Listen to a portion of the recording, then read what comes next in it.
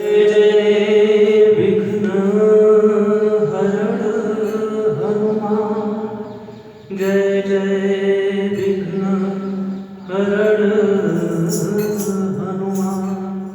बोलिए श्री हनुमान जी महाराज की जय। सियावर रामचंद्र भगवान की जय। श्री कृष्ण कन्हैया लाल की जय। सच्चिदानंद रूपाय विश्वोत्पत्त्यादिहेतवे तापत्रय विनाशाय श्रीकृष्णाय वयं नुमः। यं प्रव्रजन्तमनुपेतमपेतकृत्यं द्वैपायनो विरहकातर आजुहाव पुत्रेति तन्मयतया तरोभिनेदु तं सर्वभूतहृदयं मुनिमानतोऽस्मि। नारायणं नमस्कृत्य नरं चैव नरोत्तमं देवीं सरस्वतीं व्यासं ततो जयमुदीरये। करारविन्दे न पदारविन्दं मुखारविन्दे विनिवेशयन्तं वटस्य पत्रस्य पुटेशयानं बालं मुकुन्दं मनसा स्मरामि। वंशी विभूषितकरानवनीकृदाभा पीताम्बरधरुडबिम्बफलाधरोष्ठा पूर्णेन्दुसुन्दरमुखादरविन्दनेत्रा कृष्णात् परं किमपि तत्त्वमहं न जाने। सुखावसाने इदमेव सारं दुःखावसाने इदमेव गेयं। देहावसाने इदमेव जाप्यं। गोविन्द दामोदर माधवेति। कृष्ण प्रेममयी राधा राधा प्रेममयो हरि। जीवने निधने नित्यं राधा कृष्ण गतिर्मम।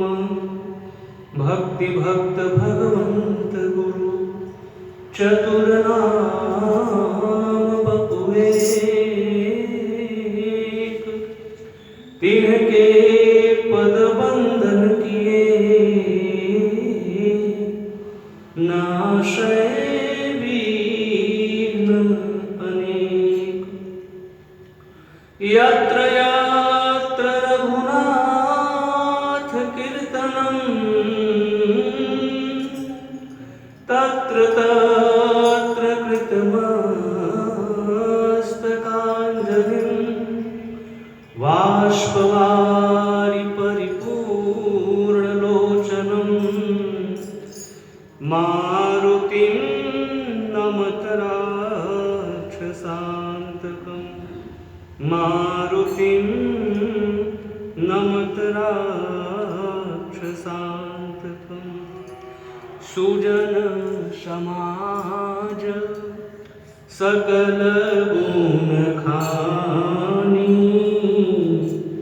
करऊं प्रणाम सप्रेम सुबानी। बोलिए श्याम रामचंद्र भगवान की जय। श्री हनुमान जी महाराज की। श्री हनुमते नमः। श्री गुरु चरण सरोज रज निज मन मुकुरु सुधारि बरनउँ रघुबर विमल यशु जोदायक फलचारि।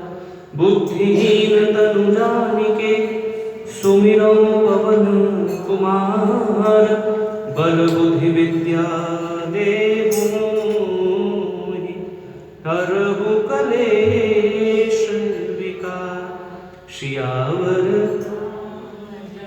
है राम मेरे प्रभु राम जय जय राम। जय हनुमान ज्ञान गुण सागर जय कपीस तिहु लोक उजागर। राम दूत अतुलित बल धामा अंजनी पुत्र पवन महावीर विक्रम बजरंगी सुमति निहारी सुमति के संगी। कंचन वरन विराज सुबेसा कानन कुंडल कुंचित केसा। राघवचरम सदा विराज कांधे मूँज जनेऊ साज। शंकर सुवन केसरी नंदन तेज प्रताप वंदन विद्यावान गुणी चातुर राम काज करिबे को आस।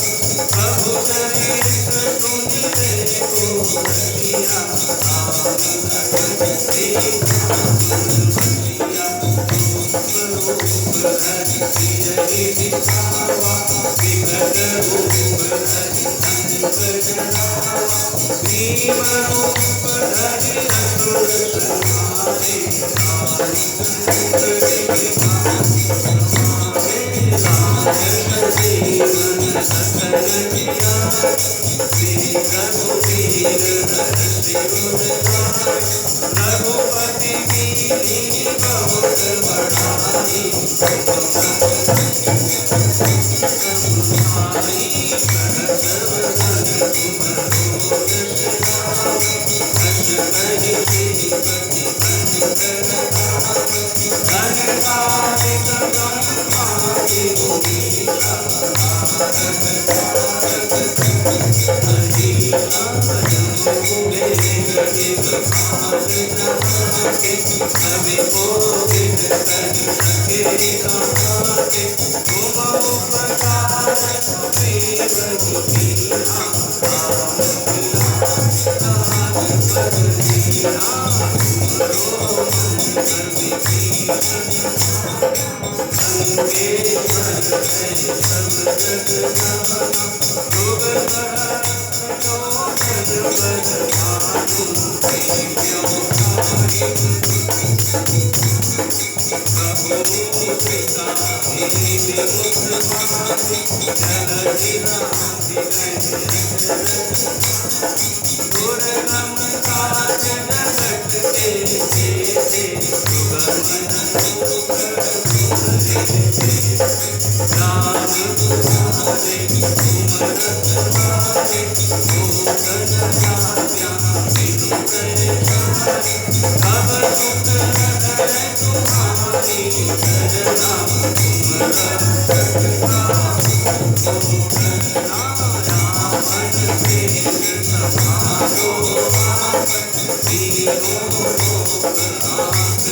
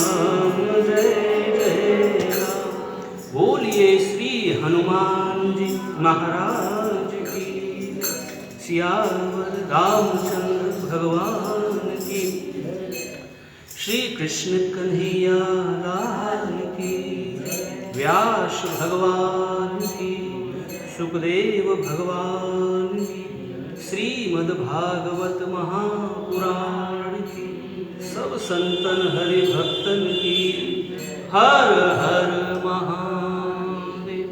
जय जय श्री राधे, जय जय श्री राधे, जय जय श्री राधे।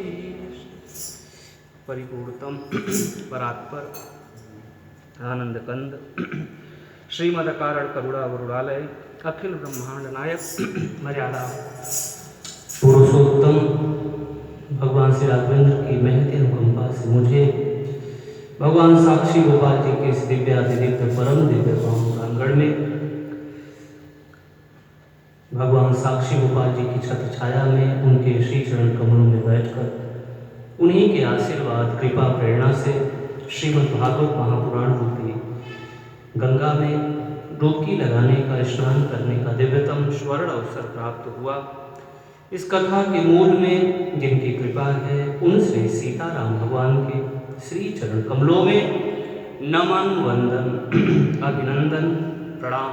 आइए हम और आप श्री सीताराम भगवान के चरण शरण में रहते हुए देवकी नंदन यशोदानंदन ब्रज के प्यारे नंद की दुलारी बंशी वाले भगवान माधव मोहन मुकुंद मुरारी के आशीर्वाद कृपा प्रेरणा से उनको समझने और उन्हें जानने का न ज़्यादा तो थोड़े अंश में हम और आप प्रयास करें। बोलिए वृंदावन बिहारी लाल की। तो कल की कथा में हम और आप श्रवण कर रहे थे भगवान कर्दम ऋषि और माँ देवहूति की दिव्य चर्चा को हम और आप श्रीमद् भागवत महापुराण के माध्यम से श्रवण कर रहे थे। तो सचमुच में ये जो श्रीमद् भागवत महापुराण इसकी महिमा अपने में अद्भुत, अवर्णनीय, अकथनीय, असीम, अपार और अनंत है। जितना भी हम और आप इसमें गोता लगाएं, सचमुच में इसमें नए नए भाव, नए नए अद्भुत जीवनोपयोगी सूत्र हमें और आपको मिलते हैं। तो इस प्रकार से कल की कथा में हम और आप श्रवण कर रहे थे भगवान कर्दम ऋषि माँ देवहूति को लेकर के पूरा भूमंडल घुमा दिए और इसी बीच में माँ देवहूति के 9 कन्याएं हुई जिनके शरीर में से श्रीमद् भागवत महापुराण जी कहते हैं कमल की सी सुगंध निकलती थी, अद्भुत, अवर्णनीय है। और फिर उसके बाद भगवान कर्दम ऋषि जाने को तत्पर हुए। माँ देवहूति अपने चरणों से माता पृथ्वी को कुरेद रही और सिर को नीचा किए हुए हैं। वो कह रही हैं भगवान मैं आपको रोकने वाली नहीं हूँ, आप जाइए, लेकिन भगवान आप थोड़ा विचार करिए, इन कन्याओं के लिए योग्य वर को ही खोजना पड़ेगा और फिर भगवान मेरे भी तो जन्म मरण को दूर करने वाला कोई होना चाहिए। इतना समय बीत गया, भगवान का चिंतन नहीं किया, निरर्थक ही समय बीत गया। खैर सज्जनों के साथ में बिताया गया जो संग है उसमें हमारी जो आसक्तियां हैं, हमारे जो नाना प्रकार के दूषित कर्म हैं उनसे हम छूट जाते हैं और असंतों का या जो जिसे हम और आप कहें दुष्ट जनों का जो संग है वो हमें और आपको संसार से जोड़ता है। तो आप जैसे महायोगी दिव्य श्रेष्ठ पति को भी पा करके भी मैं मुक्ति के द्वार पर पहुंच न पाई, इस प्रकार से माता देवहूति अंदर ही अंदर चिंता कर रही है। भगवान कर्दम ऋषि कहते हैं कि देवी आप अपने विषय में इस प्रकार से खेद न करें, आपने बहुत सारे सुंदर भजन कीर्तन व्रत इत्यादि आपने बहुत कुछ किया है और उसी का परिणाम यह है कि आपके गर्भ से भगवान कपिल भगवान का अवतार जन्म होने वाला है।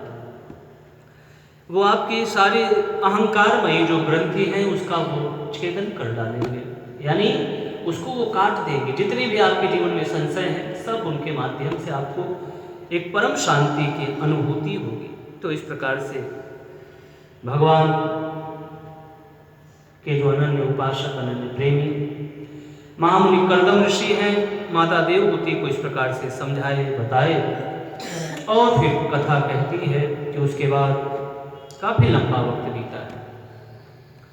समय बीतने के बाद कथा कहती है कि फिर भगवान के प्राकट्य की वेला आ गई, भगवान कपिल के प्राकट्य की वेला आ गई। बादल गरजने लगे। श्रीमद् भागवत महापुराण जी की कथा कहते हैं मानो बादल गरज करके बाजे का काम कर रहे हैं, बाजा बजा रहे हैं।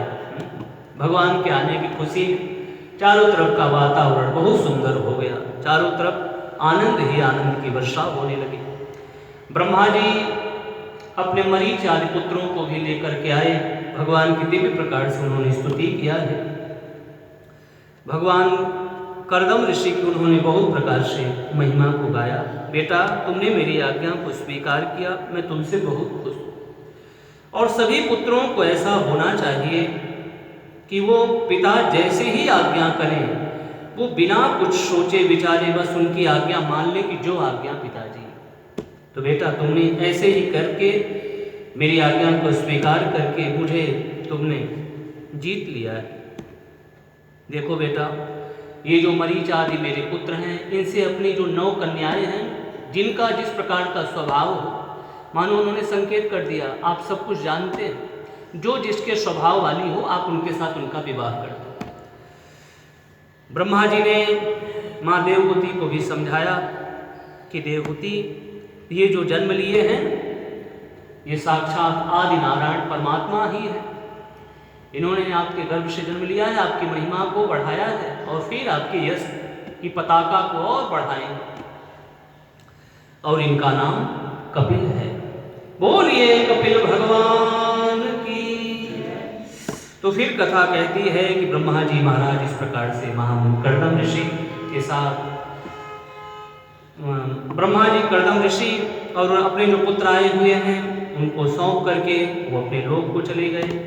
फिर उसके बाद इधर महामुनि कर्दम ऋषि ने अपनी 9 कन्याओं का विवाह, भगवान ये मरीच आदि जितने भी अत्रि ऋषि हैं, वशिष्ठ जी हैं, क्रतु हैं, भृगु हैं, ये सब के साथ अपनी जो कला, अरुंधति जी और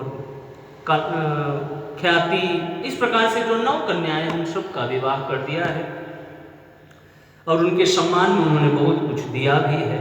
उसके बाद वो सभी आज्ञा लेकर के अपने अपने आश्रम को चले गए। अब उसके बाद भगवान जो कर्दम ऋषि हैं वो भगवान कपिल के पास पहुँचे एकांत में। बोले भगवान आप कितने दयालु हैं, आप कितने कृपालु हैं, जिनके लिए, इनके दर्शन के लिए योगी जन तरसते रहते हैं, लेकिन फिर भी आप दर्शन नहीं देते, और वही प्रभु, वही परमात्मा मेरे घर में आए हैं।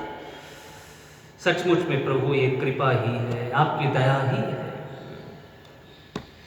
व्यापक ब्रह्म निरंजन निर्गुण विगत विनोद, सोअज प्रेम भगति वस कौशल्या के हो। जो परमपिता परमेश्वर व्यापक है, निरंजन है, निर्गुण है, निराकार है, वही परमात्मा कौशल्या माता की गोद बने हुए हैं। भगवान प्रेम के दीवाने हैं, प्रेम के वशीभूत हैं, भक्तों के वशीभूत हैं। तो इस प्रकार से कथा कहती है कि भगवान कर्दम ऋषि ने भगवान कपिल की बहुत प्रकार से आराधना किया है और कहा भगवान मेरे तीनों ऋण पूरे हो गए और अब आप मुझे आज्ञा दीजिए, मैं संन्यास की तरफ जाना चाहता हूँ। जो कुछ भी आपने कहा था मैंने सब कर दिया, अब मुझे आज्ञा दीजिए। भगवान कर्दम ऋषि के इस प्रकार कहने पर भगवान कपिल बड़े प्रसन्न हुए। भगवान कपिल ने कहा कि भगवान जाइए, बिल्कुल जाइए, और ये जो दुर्जय मृत्यु है इसको जीत करके फिर से आप मुझे ही प्राप्त कर लेंगे। और वहाँ पर जाने के बाद देह गे इत्यादि सारी चिंताओं को छोड़ करके एकमात्र मेरा स्मरण करिएगा और फिर यही एकाग्रता आपको मेरे पास तक पहुँचा देगी। फिर वो जाते हैं और इस सारी कामनाएं जब समाप्त हो गई, यानी सीधी सी बात हम और आप समझ सकते हैं कि उमा जे राम चरण रत विगत काम मद क्रोध निज प्रभु में देख ही जगत के ही सन कर ही विरोध।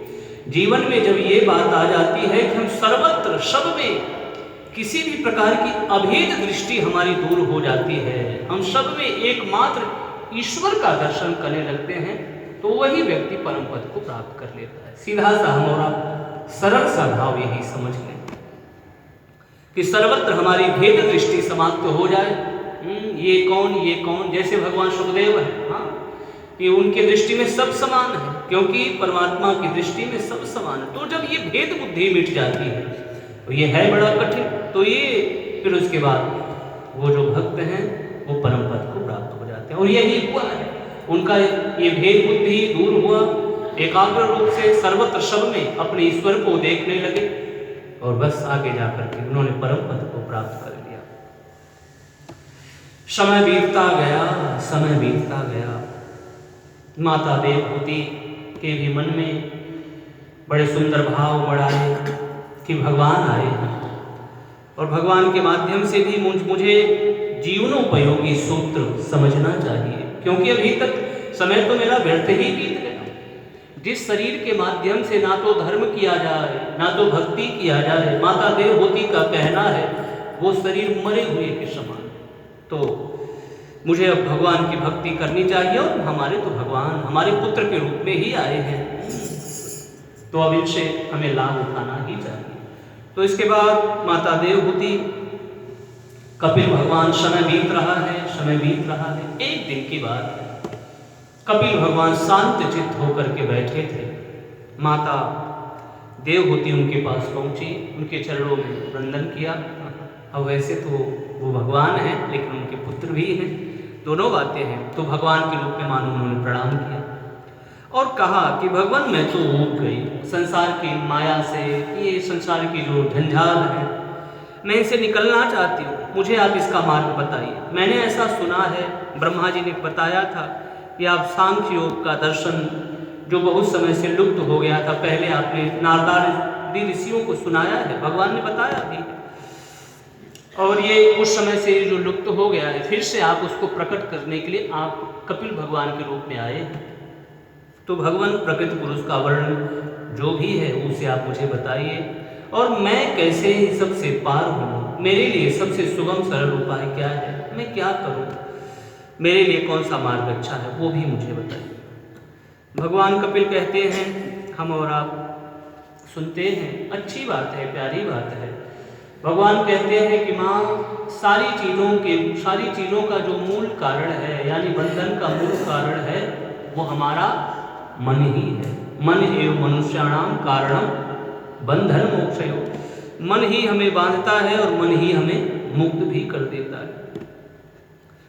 सचमुच में मन के हारे हार है और मन के जीते जीत है। इसलिए कुछ हमारे संतों ने बड़ी प्यारी और बड़ी अच्छी बातें बताई हैं कि ये जो मन है, बहुत सारी चीज़ें ऐसी होती हैं कि कुछ चीज़ें जिसे हम और आप कहें, वो मन के ही ऊपर, मन के ही माध्यम से हमारे जीवन में नाना प्रकार की उथल पुथल, नई प्रकार की सृष्टि रच देती है, कई प्रकार की बातें।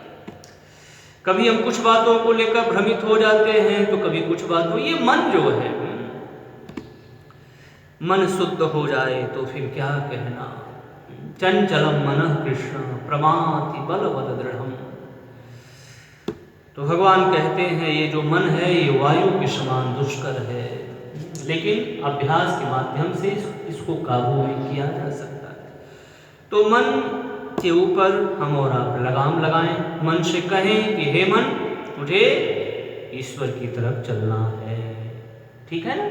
सरल रूप में हम और आप समझ सकते हैं। अगर मन पर काबू पाना है तो मन जब भी इधर उधर जाए तो हम और आप मन को डांटें, मन को फटकार लगाएं, किधर जा रहा है। अगर ऐसा होने लगे तो फिर बात बन जाए, और नहीं तो मन बहुत बातें कहता है, कभी ये हो जाए वो हो जाए, क्या मना मनोरथ छोड़ दे तेरा किया न होए, और पानी में घी निपजे तो सूखी खाए न को। इसलिए हे मना, तो अपना मनोरथ छोड़ दे, एकमात्र गोविंद का सुमिरन कर, परमात्मा का सुमिरन कर। शुरुआत भगवान कपिल ने मन से ही किया, ध्यान दीजिए। यानी सारे कष्टों का कारण, सारे संकटों का कारण मन ही है, मन केंद्र है। बहुत सारे संकट, बहुत सारी जो झंझावात हैं वो मन के ही द्वारा हमारे और आपके माध्यम से रचे जाते हैं, या दुख के कारण। हम और आप समझ लें, जो बहुत सारे दुख हमारे जीवन में आते हैं ना, क्यों आते हैं? मन के ही कारण। इसलिए मन को हम सही दिशा में लगाएं, मन को सही दिशा में लगाएं। और बस वही बात है, लगाने का सरल उपाय यही है कि हम मन को डांटें, ये मन तू किधर जा रहा है? मन के हारे हार है, तुझे भगवान का सुमिरन करना है, तुझे भगवान का चिंतन करना है। रे मन जगते नीरस सरस राम ते होहि, भलम सिखावन देत हैं निस दिन तुलसी। तुलसीदास जी महाराज अपने मन को कहते हैं, मन में तेरे अच्छाई के लिए ही, तेरे कल्याण के लिए ही मैं तुझे कह रहा हूं, तू भगवान की तरफ आ। ये संसार में जो तू रस लेता है ना, संसार नीरस है, इधर क्यों देखता है? तू इधर आना, ये तो रसराज है, अपने ठाकुर जी रसराज है। यहां तो आनंद का स्रोता फूटा हुआ है। प्रिय भक्तों, भगवत प्रेमियों, हमारे ठाकुर जी रसराज हैं, यहाँ तो रस ही रस है। तो इस प्रकार से भगवत प्रेमियों, प्रिय भक्तों, हम और आप भगवान से जुड़ने का प्रयास करें और मन को बार बार डांटते रहें, फटकारते रहें तो मन जो है कंट्रोल में हो जाएगा। मन को बार बार कहो हमको उधर जाना ही नहीं है, हमको इधर ही आना है। एक साधु बाबा थे, जा रहे थे और यहाँ तो ऐसे दिखाई नहीं पड़ता, गांव में दिखाई पड़ता है। पहले भट्ठी होती थी, हाँ, तो भट्टी में लोग करते क्या थे, जो गन्ने का रस होता है ना, एक बड़ा सा लोहे का कड़ाहा होता था, उसमें वो डाल देते थे और उसमें जो घास फूस इत्यादि होते थे सूखे, उसको वो डालते रहते थे, उससे उबलता है, फिर धीरे धीरे उसी का गुड़ बनता है, ठीक है ना। तो उसकी जो प्रक्रिया है पहले यही इसी तरह से होती है। तो एक बार साधु बाबा एक रास्ते से जा रहे थे, तब तक भीनी भीनी बढ़िया अच्छी मीठी मीठी खुशबू साधु बाबा के नाक के पास पहुंची। तो उनके मन में ये हुआ कि काश इसको खा लिया जाता तो कितना अच्छा रहता, चले जाए उसके पास। जो सूखे घास सूखी पत्तियां उस भट्टी में डाल रहा था ना, उससे कहा मुझे ये रस पिलाओ। उसने कहा बाबा थोड़ा रुक जाओ, थोड़ा इंतजार करो, मैं अभी आपको खिलाता हूँ, अभी खोल रहा है। बाबा ने कहा दी दो। अब वो बेचारा विवश होकर उसे देना पड़ा। फिर वो तो जब जैसे ही दिया और बाबा ने तुरंत पी लिया। अब जीभ जो थी उनकी एकदम से जल गई। अब साधु बाबा बोल क्या रहे, बोल और करेगी मनमानी, मिल गया तुझे सबक। ऐसे होता है साहब ऐसे। फिर जो है मन अब क्या जाएगा, मन उधर जाएगा ही नहीं, एक बार जाने से भी डरेगा, क्योंकि उसे चोट मिल गई। ध्यान दीजिए, उसे चोट मिल गई, उसे सबक मिल गया। ऐसा नहीं करना। और हम क्या करते हैं, मन को बढ़ावा दे जाते हैं, ये खा लिया और ये तो बड़ा अच्छा लगा, अच्छा वो कैसा रहेगा, उसको भी, अच्छा ले आओ उसको भी, फिर अच्छा वो वाला और बढ़िया है, अच्छा उसको भी खा लो। बढ़ता जाता है, बढ़ता जाता है। यही हमारे दुखों का कारण है। और इसको बढ़ाया किसने है, हमने और आपने। हमने और आपने बढ़ाया है इस मन को। ये ले लो, वो ले लो, ये ले लो, ना जाने क्या क्या। तो इसलिए हम इसको डांटे फटकारे अगर हमें कुछ अच्छे मार्ग पर चलना है तो की बात है। बाकी हमें इधर ही रहना है तो बस ये खा लो, वो खा लो, ये ले लो, वो ले लो, लेते रहो, आते रहे जाते रहे। ये संसार तो अपना अपना ही घर है साहब, ये पुराना अपना घर है। बाकी साहब अगर हमें और आपको भगवत प्रेम में निकलना है तो इसको डांटना पड़ेगा, क्योंकि मन जो है हम और आप जानते हैं बहुत चंचल भी है और बहुत मनमानी करने वाला है। इसलिए मन पर काबू पाना बड़ा कठिन है, लेकिन अभ्यासेन तु कौन्तेय, अभ्यास क्या नहीं हो सकता प्रिय भक्तों। अरे थोड़ा एक पत्थर तबीयत से उठा लो तो, थोड़ा हम बढ़े तो, क्या नहीं हो सकता। करत करत अभ्यास ते जड़मती हो, जड़मती जड़मती, जो जड़मती हो तो सुजान रसरी आवत जात ते सिर पर सलिसा। तो प्रिय भक्तों, इस पूरे अध्याय में हम और आप देखेंगे भगवान कपिल ने कुछ अध्यात्म योग की बातों को कहा है। जीवन क्या है, भक्ति योग, फिर हम देह गेह में पड़े हुए हैं, इन्हीं सब चीजों को मैंने देखा उसमें। यानी सब मिलाकर के एक आत्मज्ञान, जिसे हम और आप कहें। सांख्य योग का मतलब आत्मज्ञान। प्रकृति पुरुष की चर्चा बड़ी गूढ़ चर्चा है, अद्भुत चर्चा है। 25 तत्वों से मिलकर के पृथ्वी प्रकृति बनी है, और ये जो सबको प्रकाशित कर रहा है वही आत्मा ही हमारा परमात्मा है, यानी वही पुरुष है। सरल रूप में हम और आप समझ लें तो सरल रूप में हम और आप यही समझ लें, भगवान कपिल ने सब प्रकार से यही समझाया कि जो लोग देह गेह संसारी सुखों में अपने घर परिवार पशु, हाँ, अपने परिवार में लगे हुए लोग हैं, ऐसे लोग बार बार संसार में जन्मते हैं और बार बार उनको मरना पड़ता है। और जो लोग इन सब की आशा को छोड़ करके मेरी शरण में आ जाते हैं, वही बात सर्वधर्मान परित्यज्य। हे अर्जुन, तू सारी बातें छोड़, कौन ये कौन तू, बस मेरी तरफ आना, तेरा योगक्षेम मैं वहन करूंगा, तू बस मेरी तरफ आ जा, बस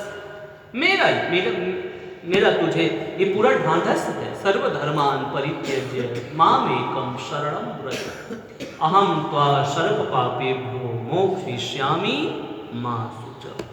लेकिन ये चीजें बड़ी कठिन है, हम लोग उस तरफ जाना ही नहीं चाहते, और हम लोगों को ये होता है पता नहीं होगा कि नहीं होगा।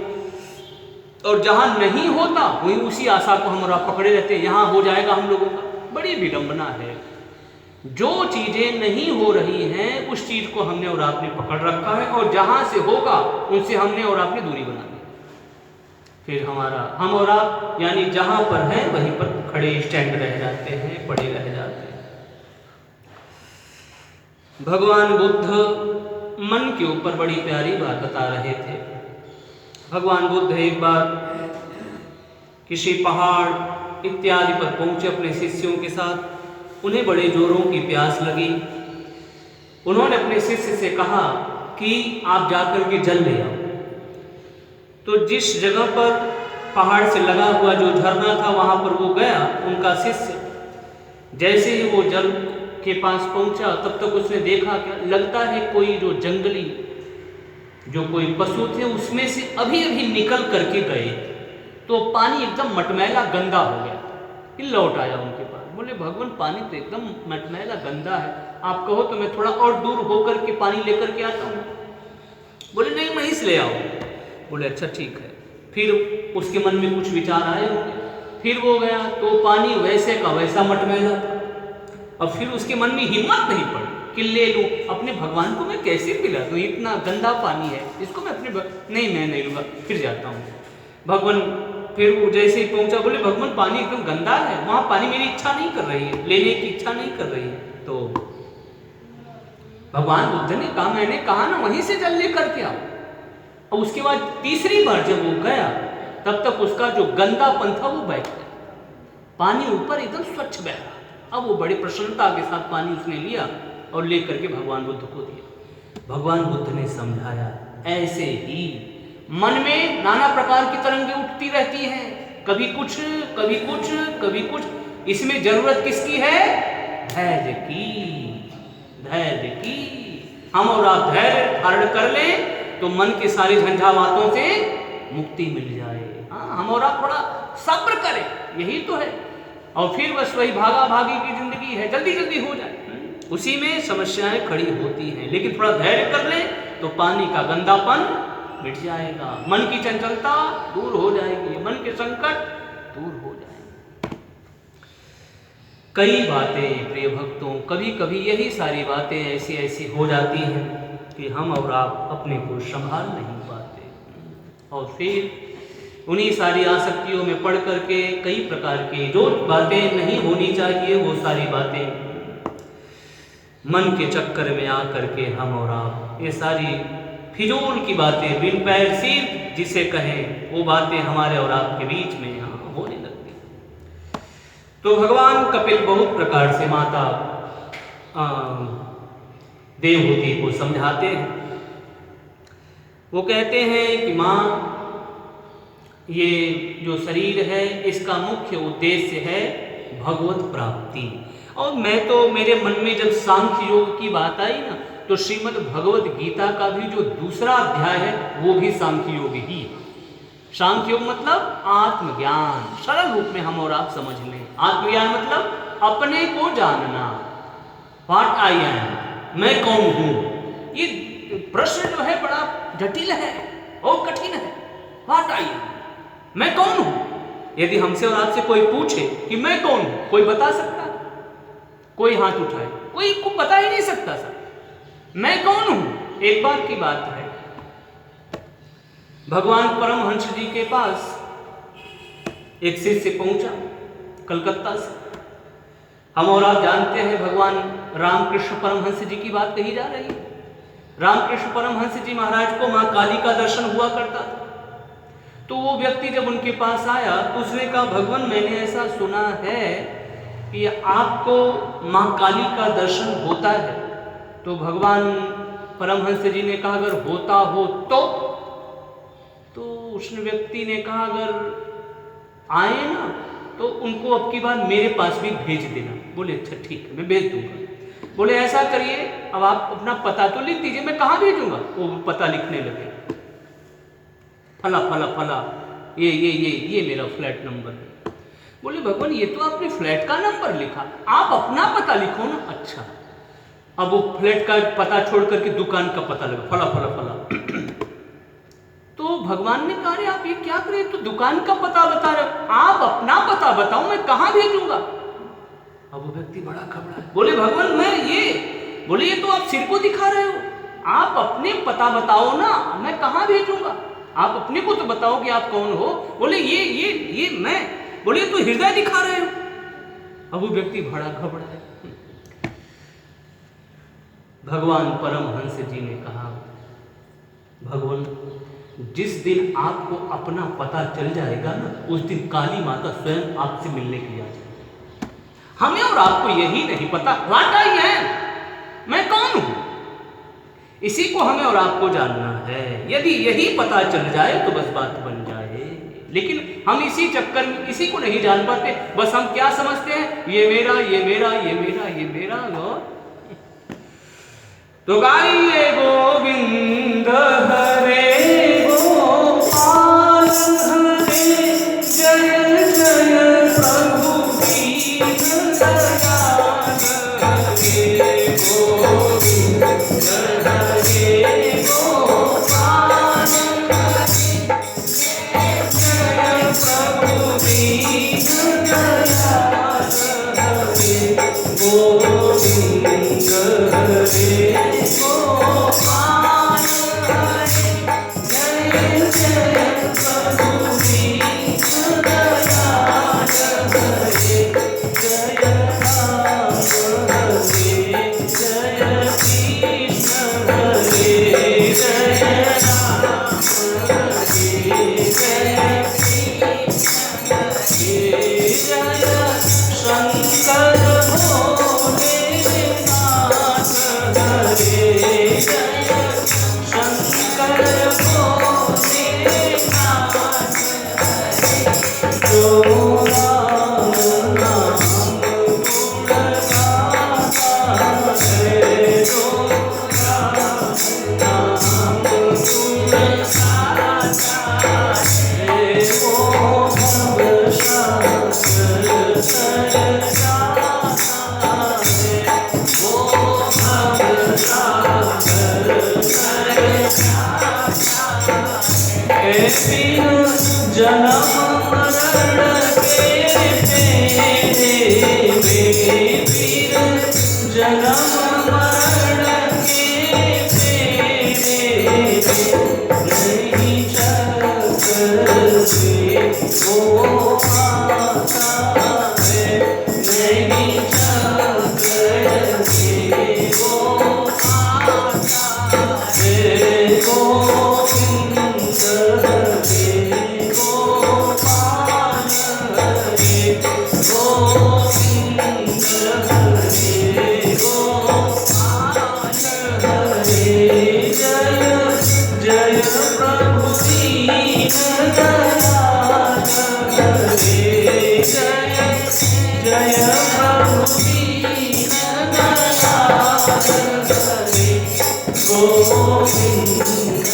हरे गोपाल हरे, गोविंद हरे गोपाल हरे, जय जय प्रभु दीन दयाल हरे, जय राम हरे, जय कृष्ण हरे, जय राम हरे, जय कृष्ण हरे, जय शंकर भोलेनाथ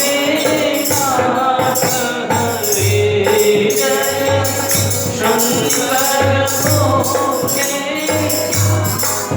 हरे, गोविंद हरे गोपाल हरे, गोविंद हरे गोपाल हरे, जय जय प्रभु दीन दयाल हरे, जय जय प्रभु दीन बोलिए वृंदावन बिहारी लाल की। तो हमें और आपको यही नहीं पता है कि मैं कौन हूँ, बस हमने और आपने एक झूठा संबंध जोड़ रखा है, ये मेरे ये तेरे, मैं और मोर तोर तय माया, जेहु बस कीन्हे जीव काया, जो कि झूठा। यही भगवान दिव्य रूप में माता देवहूति को कई प्रकार की चीजों के माध्यम से समझा रहे हैं। माता देवहूति ने दिव्य ज्ञान को स्वीकार किया है, सुना है। उसके बाद भगवान करदम ऋषि ने मां से अनुमति लिया है। पिता के आश्रम से ईशान कोण की तरफ वो चले गए। रत्नाकर ने, समुद्र ने अपने अंक में भगवान को स्थान दिया है। भगवान सभी से श्रेष्ठ हैं। सांख्य की रचना करने के बाद जब भगवान समुद्र की तरफ बढ़े तो बड़े बड़े सिद्ध, बड़े बड़े गंधर्व, बड़ी बड़ी अप्सराएं सभी भगवान की जय जयकार कर रही कई प्रकार से।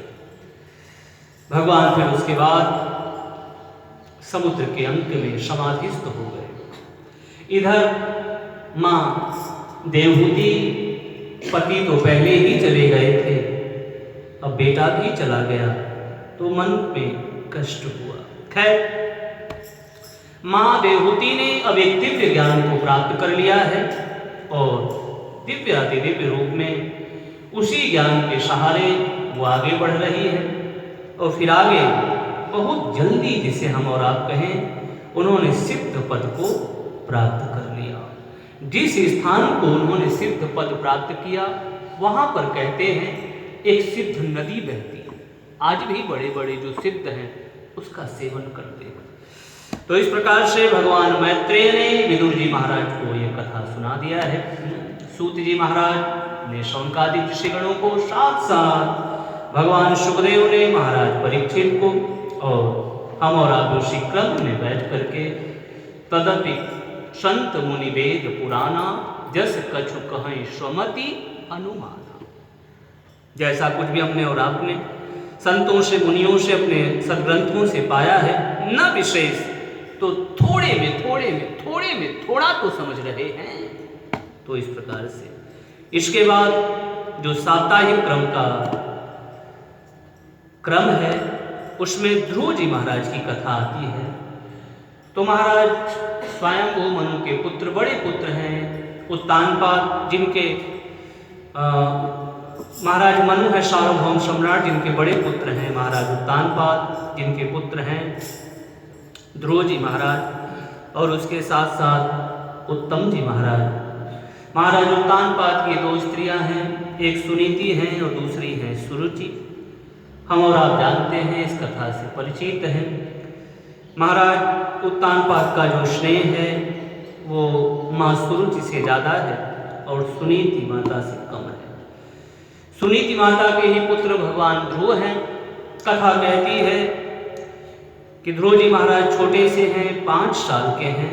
कुछ अब जीवन में एक नया मोड़ जब घटने वाला होता है तो कुछ कारण बनता है। ध्यान दीजिए, जीवन में जब कुछ होने वाला होगा, और भगवान करें जब भी ये जीवन का ये जो करवट है, ये जो जब भी मोड़ ले तो अच्छा मोड़ ले, उसके माध्यम से बहुत अच्छा हो। तो कुछ अच्छा होने वाला है। समय बीत गया है, 5 साल के हो चुके हैं। अब यहीं से उनके जीवन में एक नई शुरुआत होने वाली है, या जीवन में एक नया मोड़ लेने वाला है। ध्रुव जी महाराज की हुआ क्या? महाराज उत्तानपाद अपने सिंहासन पर बैठे हैं, उत्तम को गोद में खिला रहे हैं। हर बेटे का सपना होता है कि वो भी अपने पिता का, अपनी माँ का प्यार पाए, लाड कर हर बेटे का, और भगवान करे सबको मिले। और इसके बाद कथा कहती है कि महाराज उत्तानपाद वैसे भी ऊंचे हैं और ऊंचे सिंहासन पर बैठे हैं, उत्तम को गोद में लिए। ध्रुव जी महाराज मानो आए और वो पिताजी, वो जो सिंहासन के भी नीचे ही हैं, खड़े होकर के, मुझे ऐसा लगता है कि मानो पिताजी के अपने घुटनों को स्पर्श कर रहे हैं। पिताजी पिताजी थोड़ा मेरी भी तरफ देखिए, मेरी भी तरफ देखिए, मैं भी आपका बेटा हूँ। जैसे आप उत्तम को लेकर के गोद में खिला रहे हो, वैसे मुझे भी अपनी गोद में बैठाइए, मैं भी आपका प्यार चाहता हूँ, आपका दुलार चाहता हूँ। लेकिन महाराज उत्तानपाद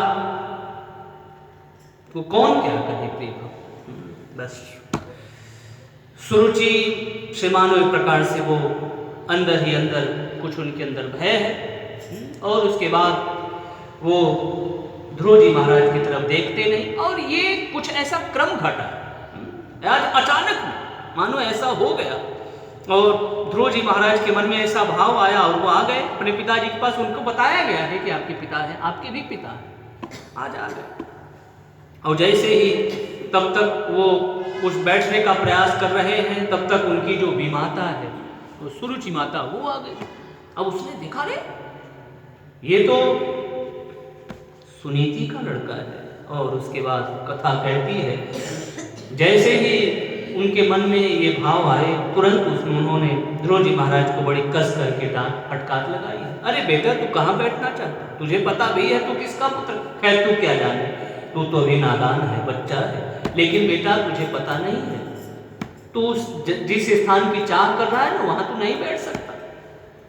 जा बेटा, अगर तुझे बैठना ही है तो जा अधोक्षज भगवान की आराधना कर, और जब वो प्रकट हो तो उनसे कहना कि मैं भगवान मुझे सुरुचि का पुत्र बनाइए, जिससे कि मैं भी उस स्थान को, उस पद को प्राप्त कर सकूं। जा बेटा, मानो बड़े कस करके। देखो प्रिय भक्तों, एक बात हम और आप समझ लें, बच्चे बड़े ही, जिसे हम और आप कहें, उनकी बुद्धि बहुत स्वच्छ और बड़ी निर्मल होती है। बच्चों से हमेशा हमें और आपको चाहिए प्रेम से बात करें, और बच्चों से यदि कोई थोड़ा आंख भी दिखाए ना, बच्चे हम और आप देखें, बच्चे उसी की गोद में जाते हैं जो प्रेम से उनकी तरफ देखता है, जो बुलाता है। और जो थोड़ा आंख दिखाए ना, बच्चे उससे भय खाते नहीं जाते, क्योंकि बच्चे निर्मल हैं, शुद्ध हैं, बुद्ध हैं। तो बच्चों से हमेशा प्रेम से मिलना चाहिए, बातें करना चाहिए। और कोई डांट दे तो फिर बच्चे तो बहुत दुखी हो जाते हैं। तो आज मानो जैसे सांप के ऊपर डंडा पड़ गया, वो फुफकार मार रहा, ऐसे गरम गरम सांसें चलने लगी, आंखों से अनवर धाराएं बहने लगी, रोने लगे, रोते रोते। वहां तो कोई उनका आंसू पोंछने वाला तो है नहीं, दौड़ते दौड़ते दौड़ते अपनी माँ के अंक में छिपने लगे। माँ ने पूछा क्या हुआ बेटा, आज तक अपने को किसी तरह से उसने संभाला था, कोई बात नहीं महाराज, मुझे मानते नहीं तो कोई बात, कम से कम उनके राज्य में मैं हूं, मानो इसी से मानो सुनीति माता ने संतोष किया। लेकिन देखिए प्रिय भक्तों, हम और आप हम ये जान लें, माँ का उस समय धैर्य टूट जाता है जब उसके छोटे से कोई अबोध बालक को कोई कुछ कहे ना, ये माँ का वात्सल्य ही तो है, एक प्रेम ही तो है। तो फिर माँ का जो, जिसे हम और आप कहें, जो धैर्य की सीमा है वो टूट जाती है। और यहाँ पर आज यही हुआ, अभी तक माँ ने अपने को मानो, लेकिन आज बेटे के रोने की बात सिसक सिसक कर किस प्रकार से वो रो रहा है, माँ टूट गई। लेकिन खैर बहुत बड़ा दर्शन रख दिया है, और सारी नारी जगत के लिए माता सुनीति ने बहुत बड़ा दर्शन रखा है, और इससे हम सबको सीख लेने की आवश्यकता है। माँ ने कहा बेटा, तेरी जो भी माता ने कहा बिल्कुल ठीक कहा बेटा, बिल्कुल ठीक। दूसरी माता होती तो क्या कहती, उसके पास मत जाना, संसारिक माता कुछ और शिक्षा देती, अब उसे बातें मत करना, उसे जो कहा उधर ध्यान मत देना, अब तुम ये काम करो। लेकिन माँ के जो तेरी माँ ने कहा बिल्कुल ठीक कर, जा बेटा जा, तू भजन कर। तेरे परदादा ने भी जिस श्रेष्ठ पद को प्राप्त किया है भगवान विष्णु की कृपा से, तेरे दादा ने भी, जा बेटा, उसी त्रिलोक में जो सबसे श्रेष्ठ पद है, मेरा आशीर्वाद तेरे साथ है, जा बेटा। अब ये बात कहने को तो और है, लेकिन जब मैं इस यहाँ पर पहुँचता हूँ ना, तो मेरे मन में भाव आता है, कितना अपने हृदय को उसने मजबूत किया होगा, कितना मजबूत किया होगा। थोड़ा हम विचार करें, उस सुनीति माता का हृदय, वो छोटा सा नन्हा सा बालक है, कोई बाद में नहीं जाने देता कि अपने छोटे से बच्चे को, कि मेरे बेटे को कहीं कांटा न लग जाए, और वो माँ भेज रही है, जा बेटा तू जंगल में हिंसक जीव जंतुओं के भी, कितना कितना मजबूत। लेकिन यही तो तेज है। तो प्रिय भक्तों, आगे जाकर के उन्होंने भगवान अधोक्षज की, भगवान ध्रुव ने भगवान को प्राप्त किया है। तो भगवान के अंक में अभी ध्रुव जी महाराज को बैठे रहने दीजिए, भगवान ध्रुव जी महाराज को लाड प्यार दुलार करते रहें और हम और आप इसी आनंद में डूबे रहें। आगे की चर्चा हम और आप आगे के सत्र में श्रवण करेंगे। तो गाइए श्री राम जय जय राम, श्री राम जय जय राम, श्री राम जय जय राम, श्री राम जय राम जय जय राम, जय जय विघ्न हरण हनुमान, जय जय विघ्न हरण हनुमान, जय जय विघ्न हरण हनुमान, जय जय विघ्न हरण हनुमान। बोलिए श्री हनुमान जी महाराज की, श्यावर रामचंद्र भगवान की, श्री कृष्ण कन्हैया लाल की, सभी देवी देवताओं की। हर हर महादेव, जय जय श्री राधे, जय जय श्री राधे, जय जय श्री राधे। राम राम।